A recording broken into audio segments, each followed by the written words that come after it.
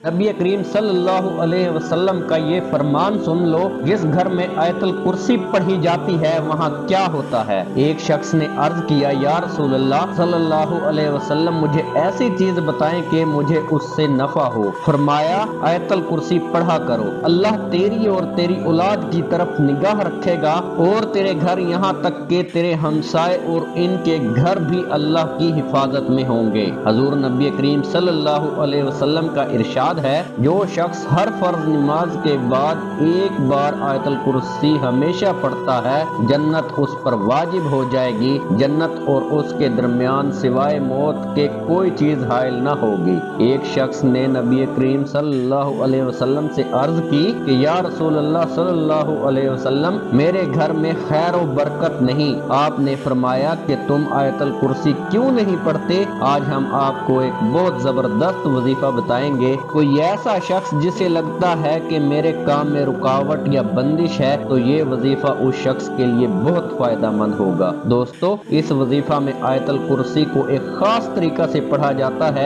आयतल कुर्सी के बारे में उलमाए कराम का वाज़ेह बयान है कि इसका पढ़ने वाला हर किस्म की बंदिश या रुकावट का शिकार न होगा। आयतल कुर्सी कुरान पाक की सूरह बकरा में है, जिसके बारे में ये मशहूर है कि अगर 3 दिन और 3 रातों तक घर में पढ़ा जाएगा तो वो घर हर किस्म के जिन्नात से पाक समझा जाता है। दोस्तों, आयतल कुर्सी के बहुत ज्यादा मौजज़ात हैं, जिसकी मिसालें हमें अपने बुजुर्गों से सुनने में मिलती हैं। आयतल कुर्सी के बारे में ये भी मशहूर है कि अगर कोई जिन, सांप या छिपकली आपके घर में आ जाए और आप इसको पहचान लेते हैं, तो इसका तरीका ये है कि आप दोनों आंखें बंद करके 3 बार आयतल कुर्सी पढ़कर हल्के हाथ से ताली बजाएं, फिर आंखें खोल दें। अगर जिन्नात होंगे तो गायब हो जाएंगे, अगर आम छिपकली या सांप होगा तो गायब नहीं होगा। इसके अलावा दोस्तों, घरों में अजीबो गरीब आवाजें सुनाई देती हैं, इनके लिए भी आयतल कुर्सी का एक छोटा सा अमल है कि आप 7 मरतबा आयतल कुर्सी अव्वल व आखिर दुरूद शरीफ पढ़कर 1 गिलास पानी में दम करके अपनी घर की दीवारों पर छिड़क दें। इंशाअल्लाह ताला आवाजें आना बंद हो जाएंगी। आयतल कुर्सी का एक और अमल ये है कि घर में अगर चीजें गायब हो जाती हैं, इन चीजों को आप खुद रख कर भूल जाते हैं या फिर कोई गैबी ताकत इनको उठा लेती है, तो इंशाअल्लाह ताला छोटे से अमल से मिल जाएगी। अमल ये है कि चीज गुम हो जाए तो कागज पर गुम होने वाली चीज का नाम लिखकर 21 मरतबा आयतल कुर्सी पढ़कर दम करें और कागज को सोते वक्त रोजाना